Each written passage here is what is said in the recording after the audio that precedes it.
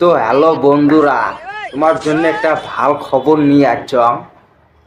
তা মনিফার মা কেন করে রাইত চিল্লে তা মনিফা আজকে কইবি তা শোনেন।